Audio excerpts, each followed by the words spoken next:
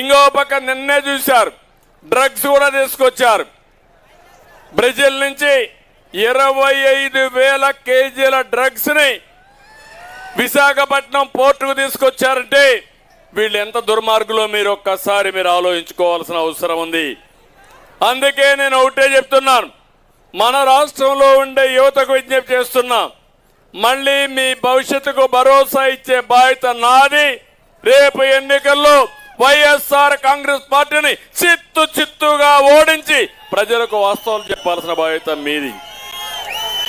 తమ్ముళ్ళు, ఇంకొక విషయం మీరు చూస్తే, మొన్ననే 2019లో నేను సర్వీస్ కమిషన్లో ఉద్యోగాలు పిలిచాను. అవి కూడా గ్రూప్ 1 సర్వీసెస్ అయ్యి, అంటే డిఎస్పీలు, అదే మరి సబ్ కలెక్టర్స్. దానివల్ల ఐఏఎస్ అవుతారు, ఐపీఎస్ అవుతారు. 2019లో నేను పెడితే వీళ్ళు వస్తానే మార్చేశారు. మామూలుగా కంప్యూటర్ కరెక్షన్ చేయడానికి వీలు లేదు, మాన్యువల్గా కరెక్షన్ చేయాలి, అది చట్టం. దానికి వ్యతిరేకంగా కంప్యూటర్లో కరెక్షన్ చేసి వీళ్ళకి కావలసిన మనుషులకు పోస్టులు అమ్ముకున్నారు.